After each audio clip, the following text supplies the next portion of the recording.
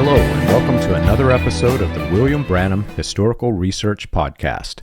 I'm your host, John Collins, the author and founder of William Branham Historical Research at william-branham.org. And with me I have my co-host, researcher, minister, and friend, Charles Paisley, the founder of ChristianGospelChurch.org. And together we're examining the history and the intersections in history between William Branham and other key figures that either influenced or were influenced by the post World War II healing revivals. Charles, I don't think we could even begin to tell our listeners how to even fathom the sheer volume of information that you and I had to sift through this week for this particular episode. It's incredible, the number of newspaper articles and pictures and even documentaries that I watched, to try to gather the information for this. And I came to realize very quickly that it's not all quite right. We're examining Gordon Lindsay, and I feel that honestly, I feel like he is probably the most important figure that we have introduced into this podcast. Gordon Lindsay is literally the reason why we have a new Apostolic Reformation today. If not for him and his work and coordination and collaboration with hundreds, if not thousands of other figures, not just William Branham, but key figures that their influence created the new Apostolic Reformation, none of this would have even existed. And as you are aware, and I came across, you can't really trust what's out there. Most of what's written about Gordon Lindsay was written by himself. And there's a huge part of his history that has been fully erased from his biographies, just like William Branham during the same time period, interestingly. And, I'll be honest, I got a little frustrated in watching the documentaries, trying to find something that's balanced, something that at least showed both sides of the man, and they're all presented in favor of Gordon Lindsay as though he himself wrote it and excluded all of the good stuff. So today we're going to try something new and different. We probably won't do this all the time, but there isn't a good documentary out there for Gordon Lindsay. So I know this is like a makeshift documentary that you and I can create, but we're going to try to throw together the real story, not just the, what everything else out there focuses on how he was this quote unquote God's general man who created all of these wonderful ministries. They've omitted so much, and I think it would be good if we just dove into the stuff that they omitted and created a counterbalanced documentary. What do you think about this? Yeah, I think that's a great idea for this episode. Let's give it a shot and share even more images and pictures than we have in the past, and see if it helps the experience any. So, Charles, let's dive into it. I know this won't be as professional as some of the other documentaries out there, but to be honest, I think the researchers who are interested in the actual history really don't care about the professionalism. And hey, we're just a couple of guys who researches for fun. So let's throw it together and let's see how it turns out. Gordon Lindsay is critically important. He's one of the most important figures around William Branham during the peak years of his popularity and the height of his fame. But after his final breakup with William Branham said a whole lot of very terrible things about him, even publicly in his sermons. And he did. Most people in the message look at Gordon Lindsay as a little bit of a villain figure, John. And a lot of that's to do with how William Branham painted him after their relationship broke up. But in doing that, I think a lot of people in the message overlook just how critical Gordon Lindsay was to the whole thing. But Gordon Lindsay, in one way, was a genius of a man, wasn't he, John? I mean, incredibly. Yeah, as we've already talked about, he was the mastermind behind Voice of Healing, and the things he accomplished and pulled off took a lot of incredible talent and skill, to do what he did. And a lot of what you read about Gordon Lindsay, it'll focus on those things, and he gets a lot of praise and accolades for all of that stuff. And I do think it's fair to acknowledge his genius for what he accomplished, right? But in this episode, I think we're primarily going to focus on the aspects of Gordon Lindsay's life that you don't find in his biographies.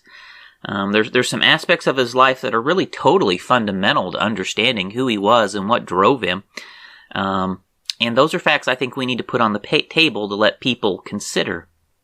And so, why don't we just jump straight in, John? I'll start at the beginning. So Gordon Lindsay was born in Zion, Illinois, into the commune of John Alexander Dowie while he was still living. And right there, John, it's interesting to me how so many of these people around William Branham came directly from John Alexander Dowie's commune to come into his orbit. It's interesting. It's crazy interesting because John Alexander Dowie was also a financial genius, and the empire that he built, very few have been able to replicate. In fact, I would be willing to go so far as to say that no one has really replicated it. There is not another cult who has annexed an entire city in the history of the United States that I'm aware of, after the United States formed, except for John Alexander Dowie. And it's not just that several key figures in William Branham's ministry were directly out of Dowie's sect, but there were also many, many men and women who were influenced by John Alexander Dowie's sect.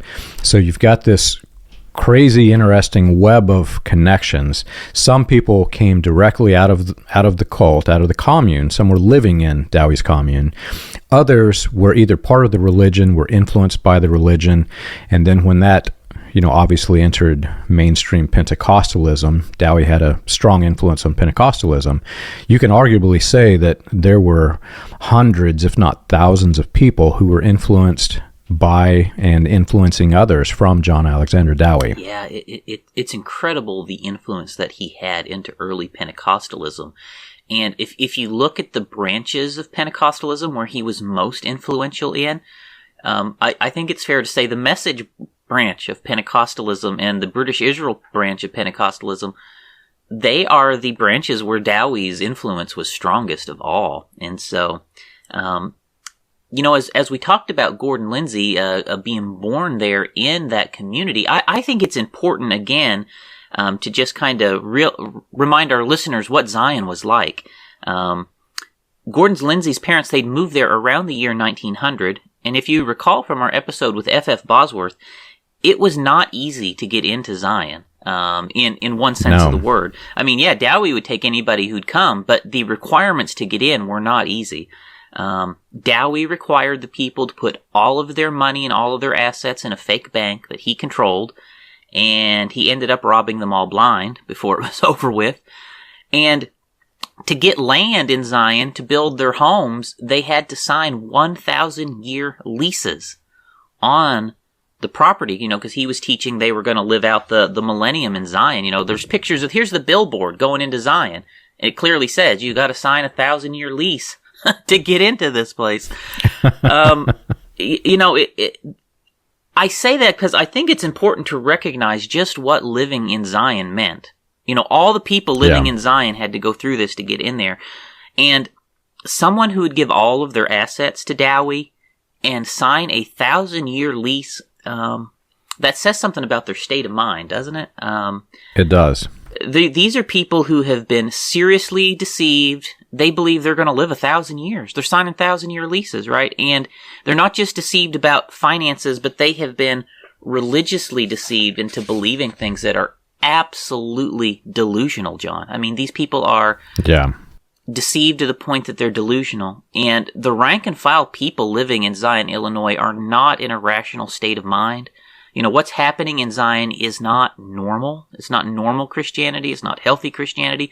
Zion is a full-blown cult, and the average person living there is not in a rational state of mind. Rational people don't sign 1,000-year leases. And from everything I've read about Zion, John, that one fact, the fact that these people signed 1,000-year leases, kind of like the Sea Org signing a 1,000,000-year contract to get into the Sea Org. It's Scientology. It just, that one fact alone just says so much to me about the state of mind of these people that are living in Zion. And there's Gordon Lindsay's family, moved into there. Yeah. Rank and file members living in that commune. Yeah, I think the researchers who were never in the Message, who are listening to this podcast, probably won't truly grasp the depth of what that means. The people who are listening who have escaped William Branham's cult of personality, who were deeply programmed, I think they'll kind of get it. But this would be significantly worse, I believe, than William Branham's former members, because Branham died in 1965.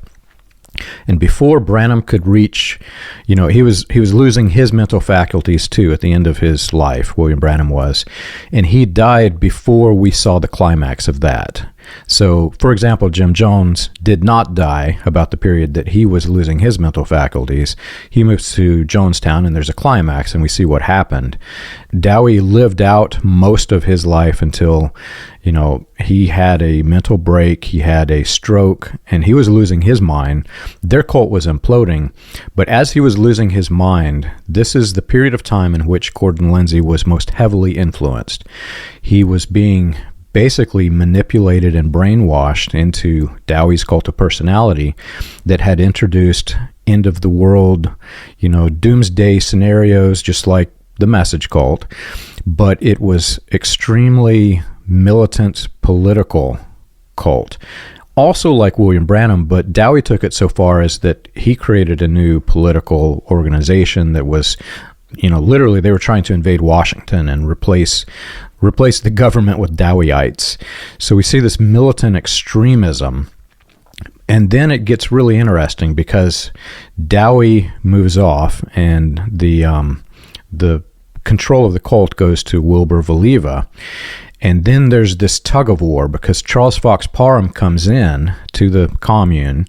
Parham starts to convert people. They take over and they become even, I'm not going to say worse because Dowie was definitely worse, but they become more aggressively hyper faith healing,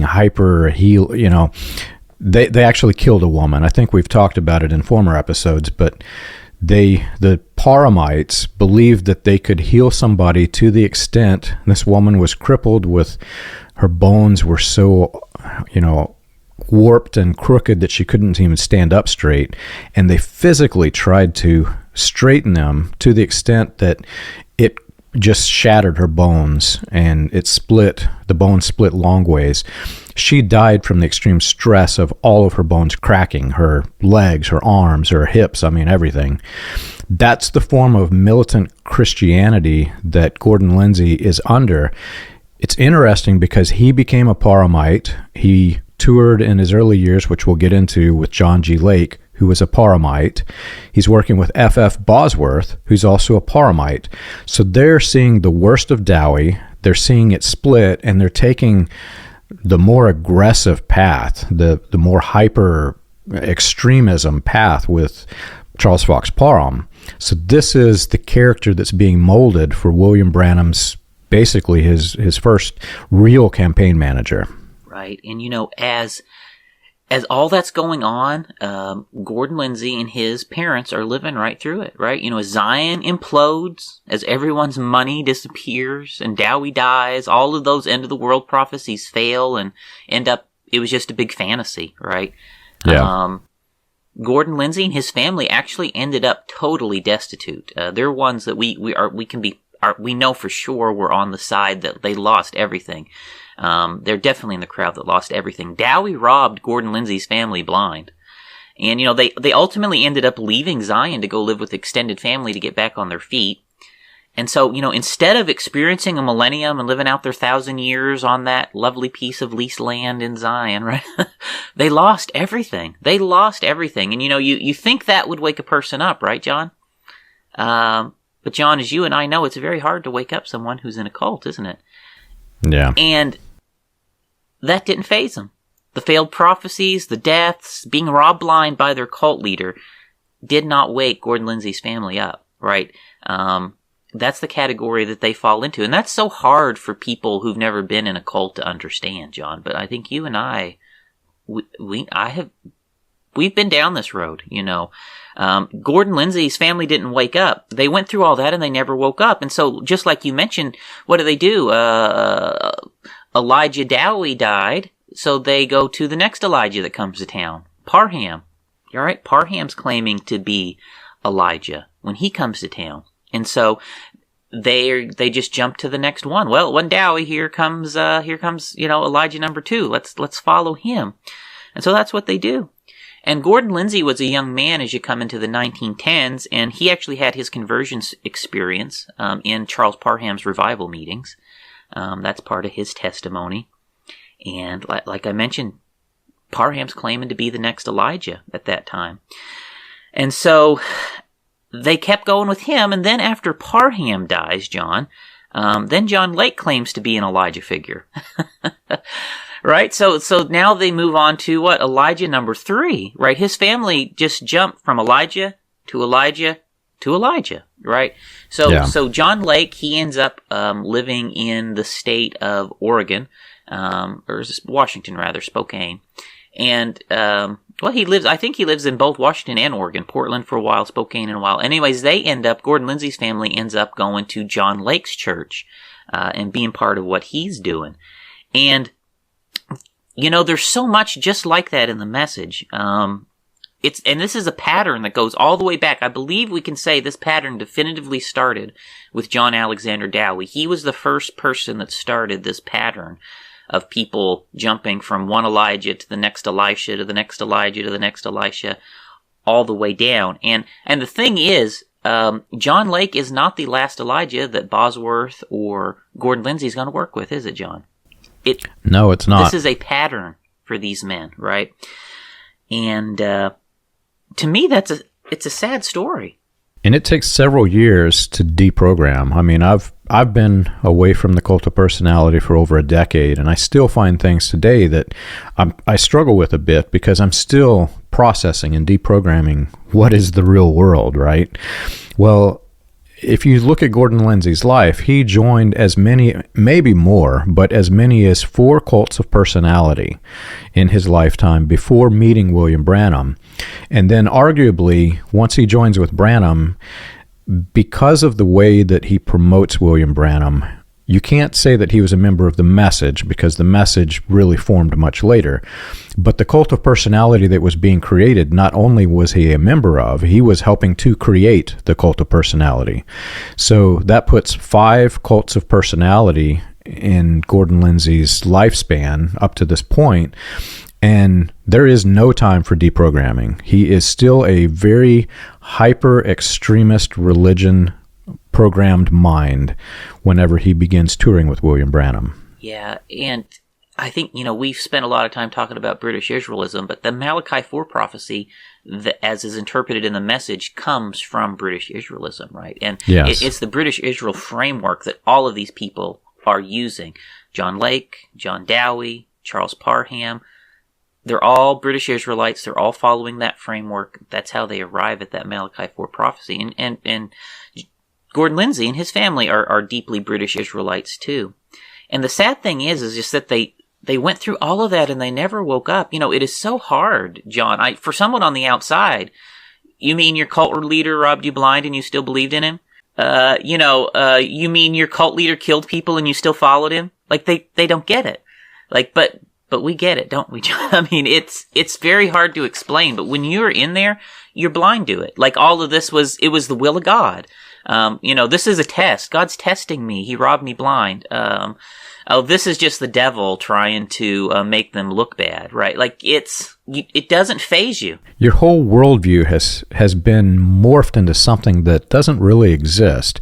And those elements stay with him. If you look at the very early issues of Voice of Healing, the article is written by Gordon Lindsay, and then even take a step before that, before Voice of Healing formed, just look through the newspapers at the titles of the sermons and what he's talking about.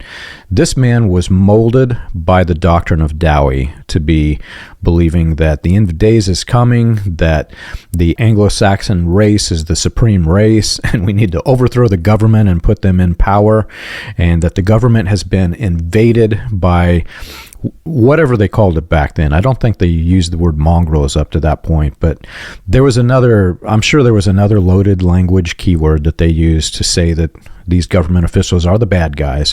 So this is the character that has been molded, and he never ever had a chance to deprogram from this. He was born right into it. Yeah. He was born under Elijah number 1, he was saved under Elijah number 2, and he was ordained a minister under Elijah number 3. Yeah. And, John Lake is where he spent probably his most formative years. And John Lake, of them all, John Lake seems to have had the strongest influence on him. John Lake is the one, like I mentioned, he ordained him to be a minister. He helped him get his first tent, set up his first revivals, and get him going. So John Lake was the biggest influence on Gordon Lindsay of all. And so I think we got to talk just a little bit about John Lake too, John. Just to tell what it was like. And John Lake is someone else who is very, very positively, he's positively looked at in the message, like F.F. Bosworth level, right? But there's things that they don't tell us about John Lake either in the message, John. There is so much concealed. And John Lake, I think is he not one of God's generals? I think he is one of the quote unquote God's generals. But this man was a crook. He was. I mean, the stuff he did after Dowie died. So he was involved in trying to take over Zion. He's actually, some of the articles refer to him as the co-leader with Parham after Dowie dies in that faction coming out. And then I think there's more than, we've got the newspaper articles on the one, but as you read through the articles, it sounds like there's actually a fair number of people that have been killed in Zion. It's a multiple number of deaths and fatalities that have happened. And as that happens, and there's more accusations of financial abuse, John Lake, I think it's fair to say, flees the country. Because he's implicated in some of that stuff. And so he goes to South Africa as a missionary with his family. He spends about 5 years in South Africa. And then after he comes back, things cool down. That's when he goes out to the Pacific Northwest and starts his church up there, which Gordon Lindsay and his family then join onto. And so he's done all that. But here's the thing, while he's out living with them and he's their pastor, he's still in crime. I mean, he is arrested multiple times, John. I've got, here's some pictures of John Lake, but he is arrested multiple times through his time out there. I just pulled off 3 of the newspaper articles here, but he's arrested for financial crimes, for selling fake stock, for defrauding people out of money. And this is why Gordon Lindsay and them are in his church, right? Yeah. So Gordon Lindsay and them have to know that, their pastor has been arrested and jailed multiple times, for financial fraud in those years. And it seems things just keep getting hotter and hotter for him, and John Lake ends up leaving the Pacific Northwest and moved to Texas, which is a pattern we see with all these people, like Roy Davis. It gets hot in one city, so he moves to the next, right? And I think the Parham implosion is bigger than people realize. I've actually not mentioned this in the book because it's very complicated to try to understand, and I'll try to sum up in a paragraph of sentences if I can.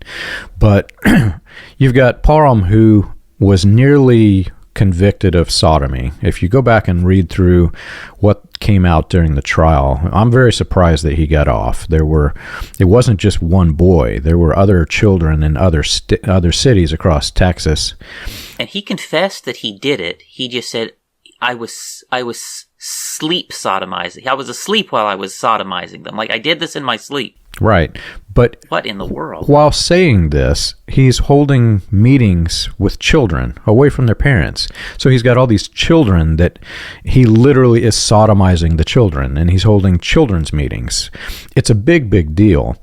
But then he's in jail at the time that the most famous death happened of the Parhamite sect in Zion.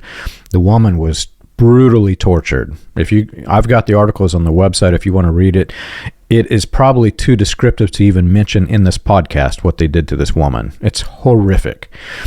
So this happens, and they were nearly arrested for this too. Parham was in prison, or in jail, so there's no way that they could tie him to this. But it was his sect that he had, turned brainwashed into becoming hyper-extremist religious fanatics. Well, after this happened, several men had to go hiding in various places. And like you said, Lake goes off and he's in South Africa. What's interesting, I think a lot of people miss, is that Parham was also influenced by Frank Sanford, who killed several of his cult of personality members, starved them to death whenever he also was fleeing prosecutions, and he goes to evangelize the world. He was also British Israelite. Also British Israelite. So Parham also escaped, the heat, if you will, by claiming that, remember, he is the one who allegedly introduced speaking in tongues. There were others who did it before him, but he's the one that got labeled with it for some reason. He begins to claim that he can go evangelize to the world. It doesn't matter what language they speak, because God is going to let us speak in their tongue. And to this point in time, according to what I've read in the newspapers, there wasn't a single intelligible phrase from these people. So he is aware of this. He knows that they're speaking gibberish. He escapes prosecution by I think they went into China. So they go into China pretending that they can speak Chinese through God, the power of God.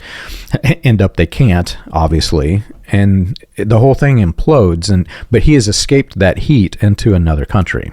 Yeah, and Aimee Semple McPherson is actually one of those original missionaries that went out thinking she could speak in tongues and speak Chinese, and yes, after all of this, right? So she is herself the missionary, along with her husband, going out to speak in tongues to convert the Chinese. So, and another strange tie, Aimee Semple McPherson trained Frida Lindsay, Gordon Lindsay's wife, in her Anglican Temple Bible School. So you've got these connections that just come together like this. I know, and we're going to talk a little bit more about that, because there's other interesting figures there with them when all that's happening, right? So, right. Yeah, so John Lake,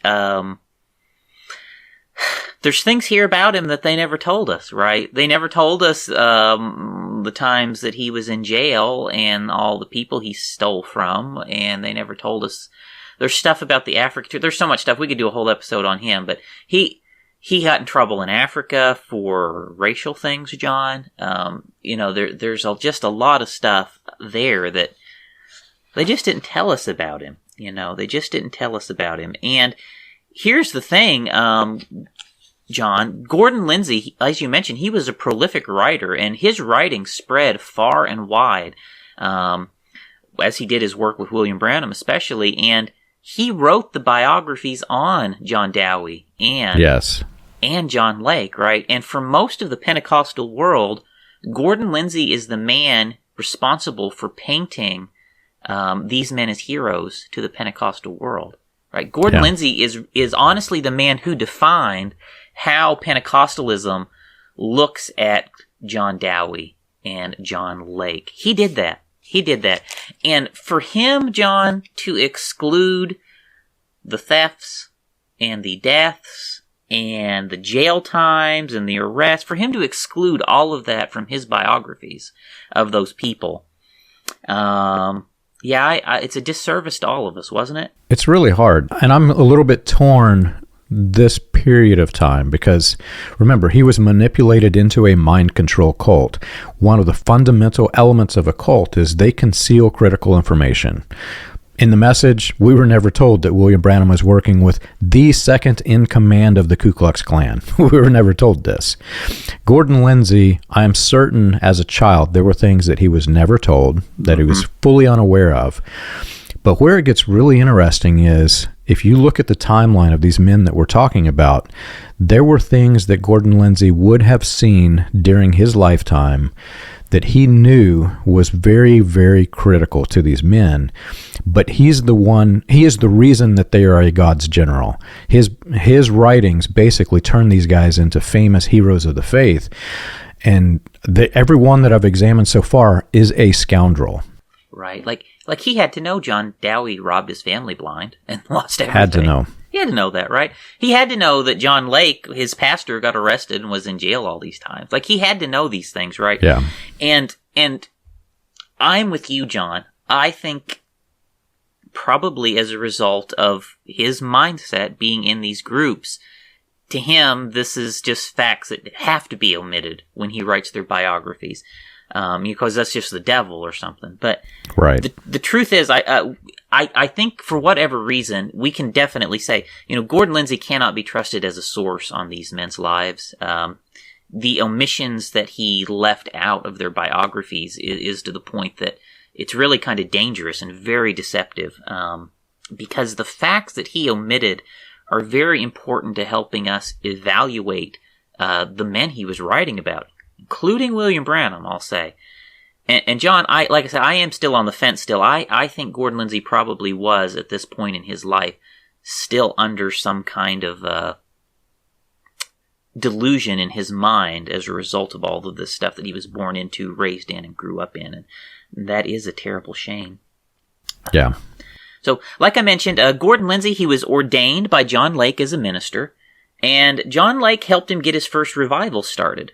And Gordon Lindsay and John Lake, they're both connected to F.F. Bosworth, and Gordon Lindsay actually ended up being a minister in the Assemblies of God, where Bosworth was the director, there for his first few years of ministry. But if you follow Gordon Lindsay's life pattern, you'll find that he actually is following a pattern very similar to the other Pentecostal ministers who are of a deep British Israel persuasion. And like F.F. Bosworth, he leaves Assemblies of God as Assemblies of God really starts to formulate its doctrinal points and comes out strongly against British Israelism. He leaves there. And we see what happens is he actually transfers over to the Foursquare churches. So we're talking Aimee, Semple, McPherson's churches. Headquarters is the Angelus Temple. Her denomination that she builds is called the Foursquare churches. He ends up moving over to her denomination, which I think, as we've mentioned before, ultimately becomes the last bastion of British Israelism within mainstream Pentecostalism. And so Gordon Lindsay was working as part of the Angelus Temple denomination right up to the point in time that he ends up becoming William Branham's campaign manager. And he had been, I think by the time he meets William Branham, he's been a leader and minister in their denomination for 20 years. And as you mentioned, Gordon Lindsay's wife, Frida, he actually met her through the Angelus Temple because she was attending the seminary there at the Angelus Temple. And if our listeners will recall, the Angelus Temple, as you come into the 1930s and 1940s, they're that last bastion of British Israelism, and they're attracting all of the British Israelite, Christian identity-affiliated Pentecostal people into orbit around their church because they're friendly to that belief set. And Wesley Swift, the father of Christian identity theology, he's a preacher at Angelus Temple at the same time that Gordon Lindsay's in this group. And in fact, Gordon Lindsay's wife went to seminary with Wesley Swift in the same years, and Leroy Kopp was there in the same years, the guy who did the 20th Century Prophet video. So Gordon Lindsay has very demonstrable links to these people. Yeah. It wasn't until this week of research that I really thought through that, because Wesley Swift seems to be this hyper-extreme version of the Foursquare Church, and he kind of separates from the Foursquare Church whenever he becomes famous for it. So the question that I had leading up to this week was, did he form this in his mind after leaving, or was he trained in this way in the Angelus Temple? Well, now that we see multiple people in Angelus Temple, plus our missing link character, which we'll bring into the story in a bit, we see multiple minds who are alike, which tells me that in this Bible school, they were training these people to be hyper, Anglo-Saxon race, the supreme race of people. The things that molded Wesley Swift's character also molded Frida Lindsay's character, Leroy Kopp. All the people that are associated with this seem to have the same ideologies.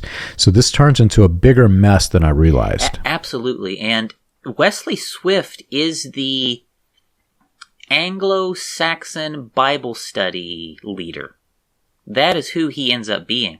So the man teaching British Israelism to these people in Angelus Temple, he is the leader of the British Israelite school of thought at Angelus Temple, Wesley Swift. Okay, so there's almost no chance, John, that anybody who was interested in British Israelism at Angelus Temple was not deeply acquainted with Wesley Swift at this time.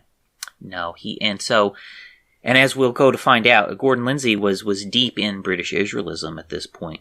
And so the Angelus Temple in the 1930s and 1940s, it really is so important to this whole story. And it's a hub of ideas and so many things. It's a melting pot where white supremacy and Pentecostalism and British Israelism and Christian identity are all coming together, right?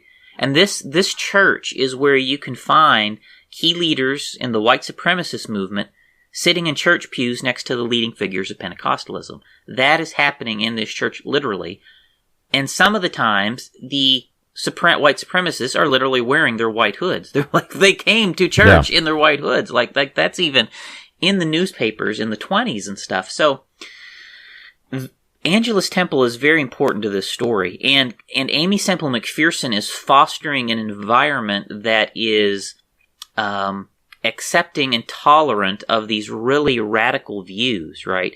And when we say that Gordon Lindsay and the Angelus Temple were already home to those radical views, it's not just us saying that, right? But 100 years ago, you go back 100 years, the people outside of Angelus Temple were accusing them of being radical at that time, John. I think I printed some of the articles here. Let me see if I can find them real quick.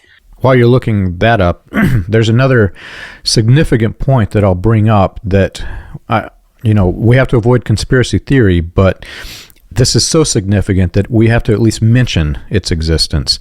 The American Bund was in Los Angeles, and they heavily influenced Los Angeles. This actually led to basically the rebirth of the California Ku Klux Klan through key figures that we're going to mention, including Wesley Swift.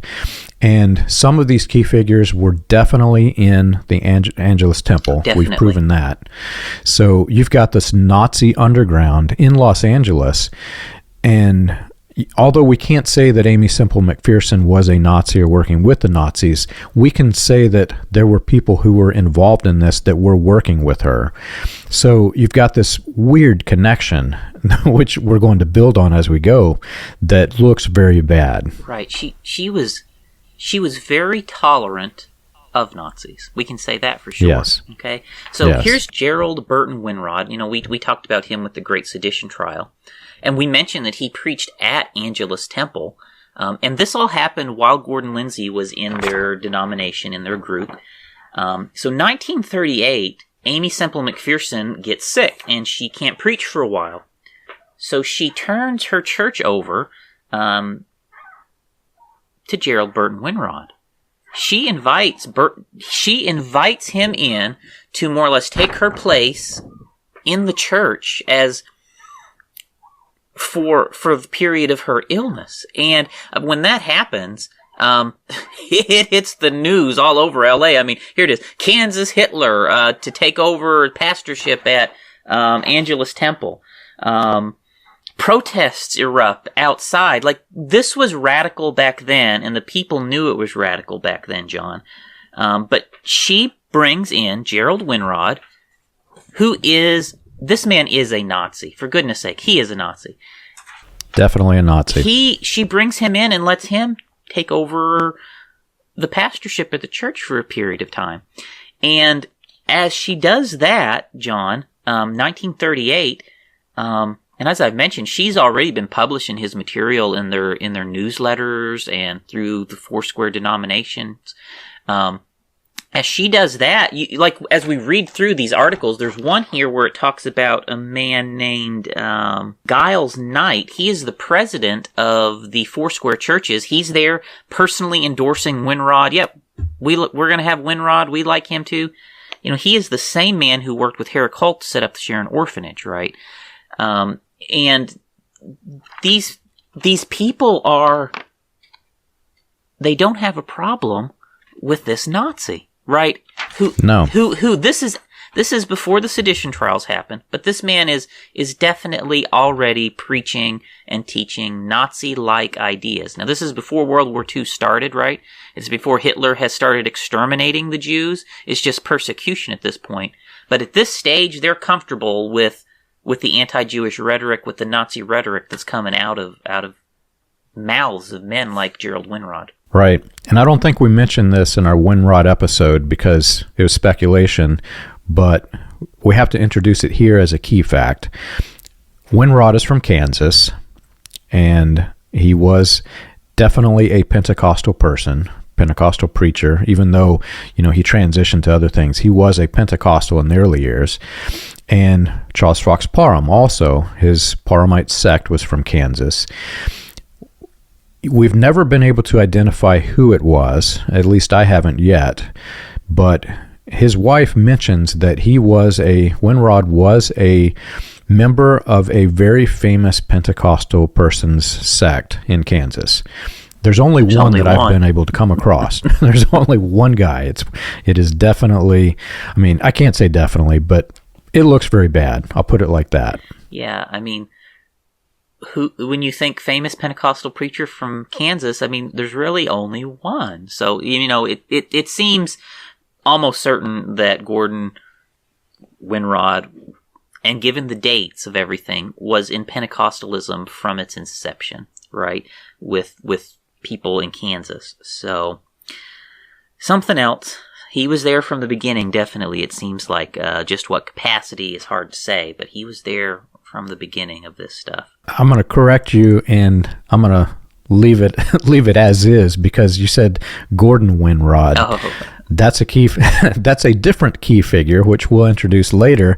But to get the people who are deep into this history and want to understand more, Gordon Winrod was Gerald Winrod's son. And once it turns into the neo-Nazis and turns to very, very, very bad things, there's an interesting tie back to Jeffersonville, Indiana through his son Gordon. So be aware we're talking about Gerald Burton Winrod here, not Gordon, his son. Sorry, I mixed them up. Yeah, I remember when his son was arrested and went to jail for all the stuff he did. Our pastors were very... This is when we found this guy, and I'm like, are you telling me this is Gordon Winrod's dad? Oh my goodness. Yeah, Gordon. I know about Gordon Winrod. Our pastor defended him tooth and nail in the 90s, Gordon Winrod. Yeah. And I find out this guy's his dad. I'm like, holy cow, what in the world? There were things hidden even from me, but once I realized that there was a tie back to Jeffersonville, I was like, oh my gosh, I cannot believe that the neo-Nazis were tied back to Jeffersonville. Anyways, bringing it back to Gordon Lindsay. Oh boy. So bringing it back to Gordon Lindsay, he was in Aimee Semple McPherson's denomination while all of this was going on, and while Winrod is, I think, 2 weeks after Winrod takes over pastorship for Aimee Semple McPherson, Gordon Lindsay gets promoted in the denomination to be a church planter, okay? And he goes out and starts planting churches, and he's primarily working in the western U.S., Montana, Idaho, that region, which I won't say what I'm thinking there. But anyways, he was in the Montana, Idaho region planting churches at that point, okay? If you know the history of Christian identity, I don't even need to say out loud, it's just gonna... So he goes out to that area, he's planting churches. And there's a couple really interesting things too I'll just point out. His district that he was planting churches in is adjacent to Saskatchewan, adjacent to the district where Sharon Orphanage was built, right? So that's interesting. It's interesting to me that Gordon Lindsay was connected to all of this, that he was, as you read the things that he was preaching from newspaper articles from 30s and into the 40s, it's very clear that he's preaching along the same line of headline prophecy stuff that Winrod is preaching, American prophecy, 1933 in prophecy, Hitler in prophecy, Mussolini in prophecy, World War II in prophecy, 666 and World War II. Yeah. These are all the things that, and that's the same stuff that Winrod is preaching, which the same stuff William Branham tells us he was preaching back then, the three isms. So they're all, in that same mindset, but it's deeper. It's even deeper because Gordon Lindsay is more than just preaching this stuff as a church planter in Foursquare. Gordon Lindsay is the organizer of the Anglo-Saxon World Federation conferences in that period of time as well. And I printed out just a few of the articles. There's well over a dozen articles on this, but here's a couple. Gordon Lindsay is the organizer for the Anglo-Saxon World Federation conferences, and he's speaking at them. And keep in mind, this is at this time, I mean, this is still the central body nationally for British Israelism. This is the central conference where national British Israelites all come to talk about British Israel ideas. But Gordon Lindsay is the organizer for these conferences. And it's a little more than that, though, because it's not just people who enjoy the thought of thinking we're the 10 lost tribes of Israel showing up to this thing. The leading white supremacists of the United States are also attending these conferences. Wesley Swift is at these conferences. Gerald Smith, an even more famous Nazi than Gerald Winrod, is at these conferences. Gerald Winrod is coming to these conferences. On and on it goes.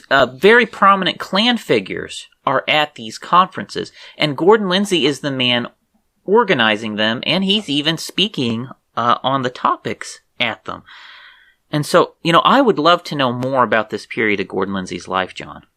I really would like to know more about what is going on here exactly. So it might be good, Charles, if we recap, because I'm certain that there are people who are listening to this because of the name Gordon Lindsay who probably, may or may not have heard the previous episodes. But let's recap a bit. So you've got the Parhamite sect, who is, hyper extremist Christianity, deeply connected to Aimee, Semple, McPherson, and the Angelus Temple. You've got Winrod, who is a definite Nazi connected to the temple. You've got the Nazis, the actual literal Nazis in Los Angeles, who have these spiderweb of connections to Angelus Temple.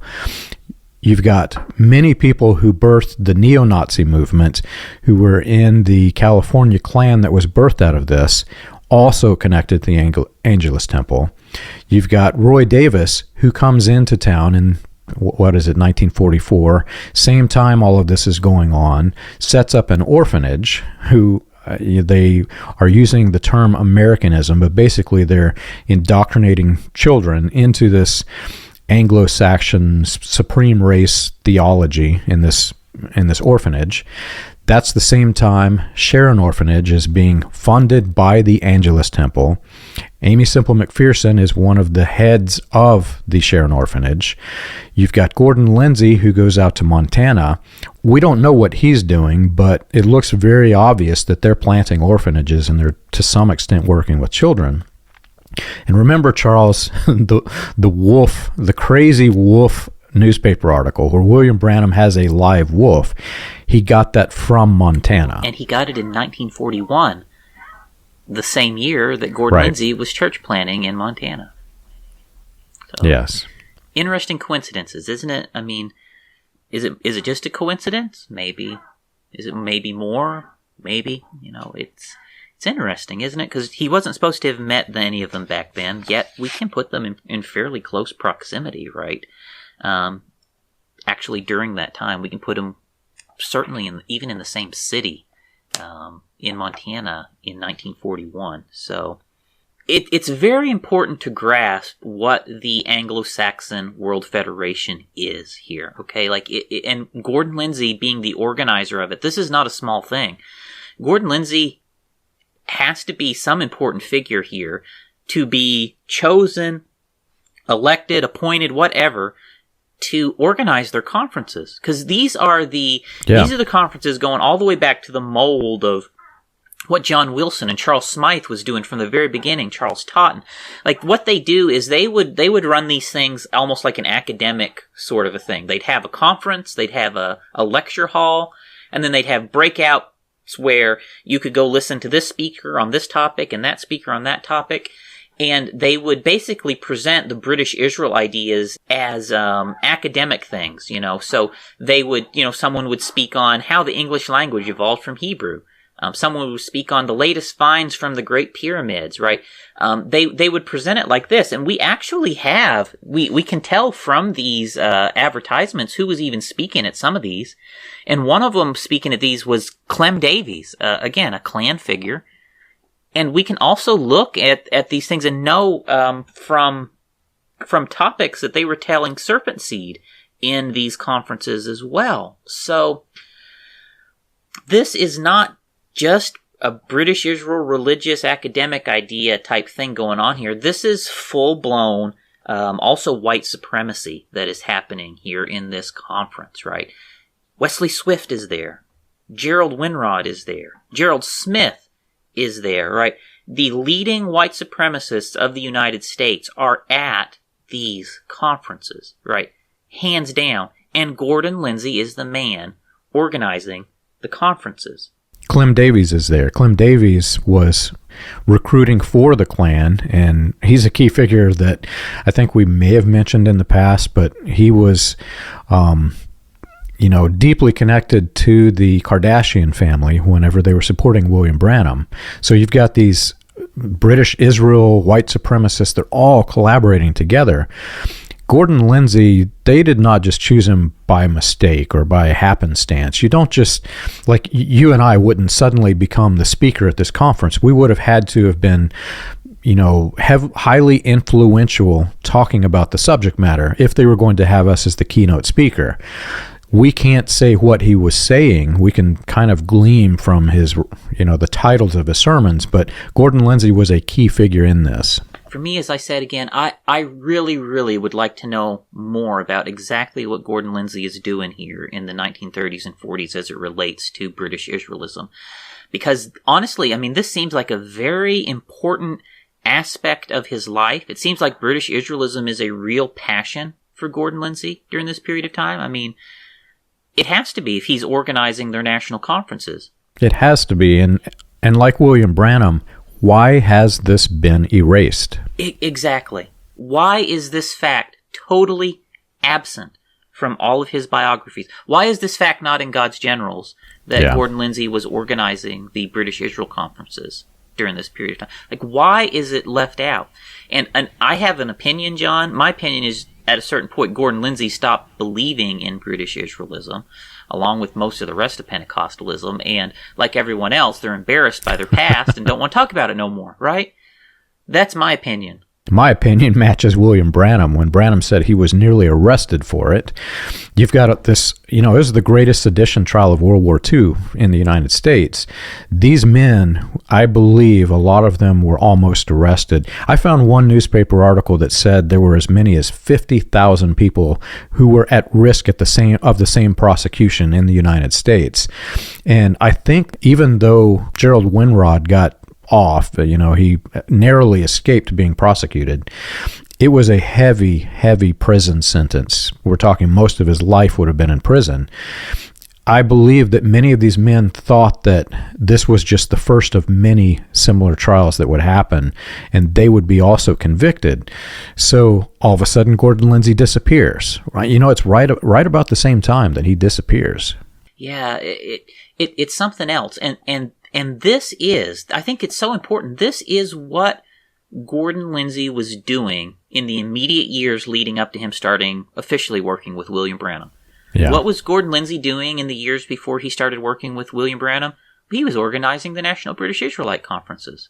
He was a leader in the Foursquare churches of Aimee, Semple, McPherson, which had a Nazi preaching at their headquarters church. This is what Gordon Lindsay was doing in the immediate years before he started working with William Branham. And yeah, that says something to me, and whatever the case though, Gordon Lindsay was definitely in the Foursquare churches. He was in the same denomination as Wesley Swift, as Aimee Semple McPherson, playing host to, Gerald Winrod.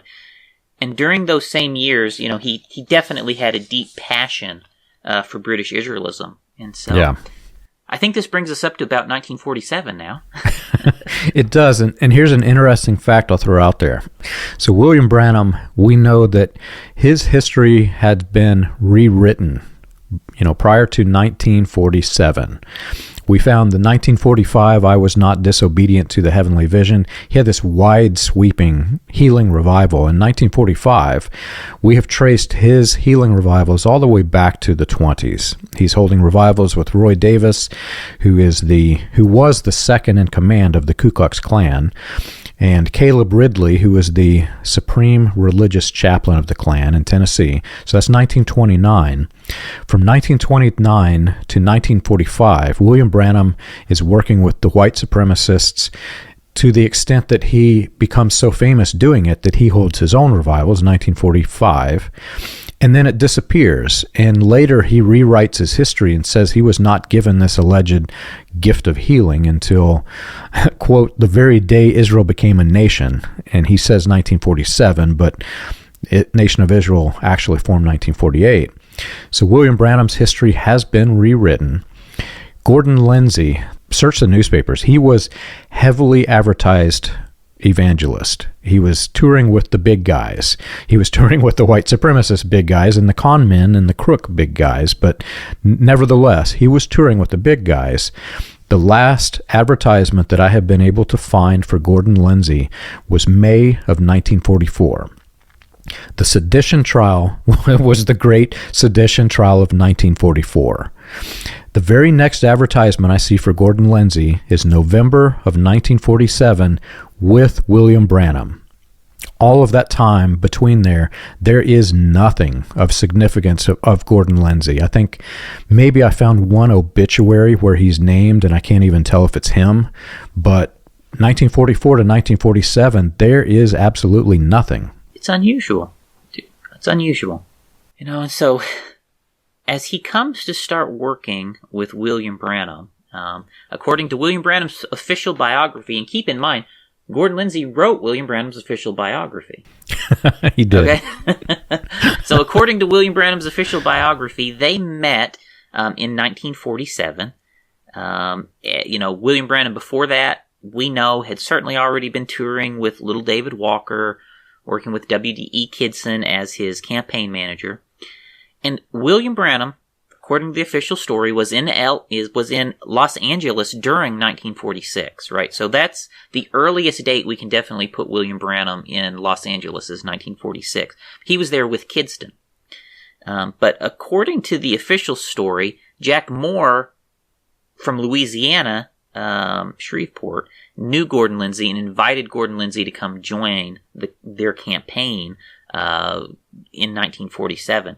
Jack Moore's father had been a big figure in Pentecostalism, and it was really through him that they knew Gordon Lindsay. And so from there, I think we've covered most of the early part of William Branham's ministry in our prior episodes, but Gordon Lindsay took William Branham into Canada, where they sparked the Latter Rain, right? Sharon Orphanage. And Latter Rain is the ideological forerunner of what will end up becoming the Message, and steeped in British Israelism. And William Branham's fame went far and wide at that point that he starts working with Gordon Lindsay. And you can listen to our episodes on the Voice of Healing and our Latter Rain episodes if you want to get more information on that. But I think, kind of wrapping this episode up, I want to just focus a little bit on how all this relates to that Malachi 4 prophecy. Yeah, it's a big deal. Because the message interpretation of Malachi 4 was a product of British Israelism, right? It's part of their end time teachings. And British Israelism was a key part of Gordon's belief system. And not just his, F.F. Bosworth, other figures around William Branham. And for these men, William Branham is Elijah number 4. Elijah number 4. They've lived through the others, and William Branham is Elijah number 4. He's the fourth Elijah in their lives. And I think that is so important to realize and wrap your head around, that these people around him have been through 3 Elijahs already, and William Branham's going to be number 4. And British Israelism's the vehicle they use to do that. Because, again, I don't talk too much Bible, but you read the book of Malachi, it says, to Israel. Yeah. So, but you have to realize at that time, they believed they were Israel. British Israelism did for them. That was the vehicle. That's the same vehicle that they used to actually apply the Latter Rain prophecies to themselves, John. Because, again, the Latter Rain prophecies to Israel. So, but they believed they were Israel at that point. To the people who don't understand the significance of this, back when the Bible was written, the Old Testament, they were scrolls. They weren't chapters and verses and numbers. It was literally a man who sat down and wrote a scroll, start to finish. The title line of the book of the scroll of Malachi is and I'm paraphrasing, but basically the prophecy from the Lord written to Israel. And we're Gentiles, Charles, but the way in which this, and I'm not a preacher, I'm not going to pretend to be, but the way in which they have twisted this, the gospel was to the Jew first and then the Gentile, and we're all members of the kingdom through the gospel of Jesus Christ, according to the New Testament. Well, these guys twisted the gospel. They basically twisted it such that we are the Israel. Those other Gentiles are not the Israel, and therefore all of these passages of the Old Testament describing prophecies for Israel, we can rewrite those prophecies to point them to modern times. And so your church used the phrase dual statements for William Branham. These guys did the same thing. They were dual prophecies. They would take a prophecy that clearly, according to history, was written for the ancient world and then documented its history for the ancient world and point it to modern times. An example of this, William Branham said that the outer drive in Chicago, the lights running to and fro, were described in the book of Nahum as the chariots going to and fro. That's because of British Israelism and the dual prophecies. It was prophesied for Nahum's time, which was clearly, for the ancient world. So let's apply it to Chicago in the modern times. British Israelism, I can now take this doctrine from the ancient world and point it to, the 20th century. So, John, maybe let me give this one last tidbit before we wrap up. And I know, John, you and I think we have a little bit different takes on Gordon Lindsay's, overall outcome. Maybe I'll put it that way. So I'll let you go last. But, I personally don't want to do to Gordon Lindsay what we did to him in The Message, which is basically turn him into an irredeemable villain. But, I worry that maybe some of that could be left over from our time in The Message. So I'm very cautious. And so I do think that there is good that Gordon Lindsay did do in his life. There's good things that came out of what he did. Like, it's not like it's all bad. So I just want to throw that caveat on there. And I think for me, as I look at his life, it seems to me that as you come into the 50s, he appears to drop British Israelism. He appears to drop some of the extreme and radical things from his earlier days. And what I see with Gordon Lindsay is a gradual improvement with time. And it seems like these improvements in him, to me, really also coincide with him breaking up with William Branham in the 1950s. And I don't personally think that he ever totally got free from all of these influences that started in his youth, but I do see myself a gradual improvement with time. Yeah, I guess for me, it's more complex. It's not black or white. In the cult, Charles, any cult of personality, you're trained into this very black or white world. And once you leave, you realize there's this whole realm of gray that the cult has either hidden from you or you just simply couldn't see.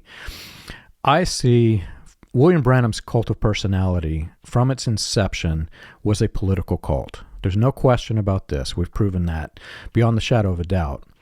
I think I give you from the religious side, I think I can see where Gordon Lindsay, from a religious side, he was tamed down quite a bit in his later years. I'll give you that. But if you take a step back from the religion, in its early years, it was also a political cult that Gordon Lindsay was a member of. Then there's this big parting of ways, which is extremely fascinating. We'll get into the next episode. But the two men just kind of diverged. William Branham took the hyper-political side. And we're going to get into that, and that's crazy interesting because it ties into the civil rights and a few other things. Gordon Lindsay took the hyper lights, cameras, action, showbiz type of religion side. And anytime I see a man who has has went that route, where they're making large sums of money. People are giving them large sums of money, often who don't have the money to give. I really question the intent. So for me, I see, yes, from a religious standpoint, it wasn't as cultish in Gordon Lindsay's later years. I still see it as somewhat problematic. I'll just put it like that. Although, it was different. It was tamed down. I don't, at least to my knowledge, I don't see a single new Elijah figure coming into Gordon Lindsay's promotion, although he's promoting all these other ministries. So yes, it's tamer. I'll give you that. But anyway, this is it was a very black or white mentality we had, and this show rides right down the middle of the gray. So if you enjoyed our show and you want more information, you can check us out on the web. You can find us at william-branham.org and christiangospelchurch.org. For an overview of the historical research of William Branham and the Healing Revivals, read Preacher Behind the White Hoods, a critical examination of William Branham and his message, available on Amazon, Kindle, and Audible. Join us again next week. We've got a great episode coming.